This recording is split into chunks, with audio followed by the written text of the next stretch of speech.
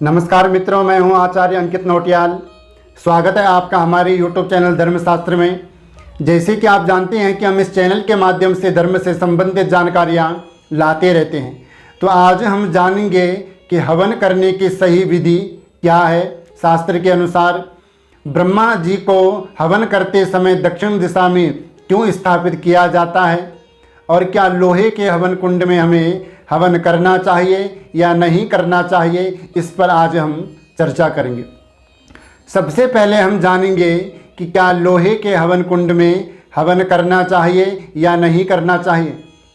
तो शास्त्र कहता है कि लोहे के हवन कुंड में हवन कभी भी नहीं करना चाहिए। निषिद्ध बताया गया है शास्त्रों में लोहे के हवन कुंड में हवन करना।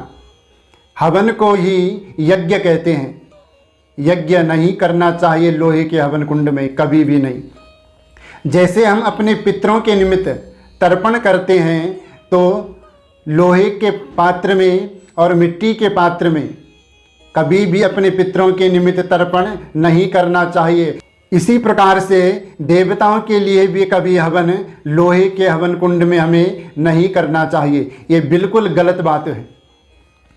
अब दूसरी बात हम जानेंगे कि जब हम यज्ञ करते हैं अर्थात हवन करते हैं तो ब्रह्मा जी को हम दक्षिण दिशा में क्यों स्थापित करते हैं। आपने देखा होगा जब हम यज्ञ करते हैं, कोई बड़ा अनुष्ठान करते हैं, तो दक्षिण दिशा में एक पात्र होता है जिसके अंदर हम 256 मुट्ठी चावल भरते हैं और कुशा से निर्मित अर्थात कुशा का एक ब्रह्मा बना करके उस पात्र के ऊपर हम रखते हैं। तो उसको क्यों रखते हैं और ब्रह्मा जी को दक्षिण में स्थापित क्यों करते हैं। वो कुशा से निर्मित जो हम बनाते हैं उसको हम ब्रह्मा मान करके वहाँ स्थापित करते हैं। तो कई लोगों का प्रश्न होता है कि ब्रह्मा जी को दक्षिण में क्यों स्थापित किया जाता है। तो शास्त्र में बहुत सुंदर बात कही गई है। दक्षिणे दानवाः प्रोक्ता पिशाचोरग राक्षसाः तेषां संरक्षणार्थाय ब्रह्मा तिष्ठति दक्षिणे। अर्थात शास्त्र में कहा गया है कि दक्षिण दिशा किसकी है, यमराज की। तो जो भूत प्रेत पिशाच राक्षस इत्यादि जो भी होते हैं ये सब दक्षिण दिशा में ही रहते हैं और दक्षिण दिशा से ही आते हैं। तो तेषां संरक्षणार्थाय ब्रह्मा तिष्ठति दक्षिणे। तो ब्रह्मा जी को दक्षिण दिशा में इसलिए स्थापित किया जाता है कि ब्रह्मा जी उन भूत प्रेत राक्षसों से हमारे यज्ञ की रक्षा करते हैं। हमारे यज्ञ में कोई विघ्न बाधा ना आए, कोई विघ्न बाधा उपस्थित ना कर पाए कोई भूत प्रेत पिशाच। इसीलिए ब्रह्मा जी को दक्षिण दिशा में स्थापित किया जाता है। ब्रह्मा जी की वहाँ पूजा की जाती है कि हमारे यज्ञ की वो रक्षा करेंगे। इस पर कोई शंका करने वाली बात बिल्कुल भी नहीं है। इसलिए आपके मन में जो शंका हो उसको बिल्कुल आप अपने मन से हटा दें। अब कई लोगों का प्रश्न होता है कि अगर हम लोहे के हवन कुंड में हवन नहीं कर सकते हैं तो फिर कैसे करना चाहिए। अगर हमारे पास मिट्टी है तो हम अपने घर में नीचे मिट्टी बिछा करके उसके ऊपर हम हवन कर सकते हैं, जो कि सबसे शुद्ध और स्वच्छ माना गया है। अगर हमारे पास मिट्टी उपलब्ध नहीं है, हम किसी शहर में रहते हैं, तो हम वहाँ पे गंगा जी के किनारे की जो बालू होती है, जो रेत होती है, उसको ला करके उसके ऊपर हम हवन कर सकते हैं। अगर वो भी उपलब्ध ना हो तो हम ईंट ला करके ईंट से हम हवन कुंड का निर्माण कर सकते हैं। हवन कुंड बनाने के बहुत सारे आकार हैं। त्रिमेखला आप बना सकते हैं, चौकोर आप बना सकते हैं, त्रिकोण आप बना सकते हैं।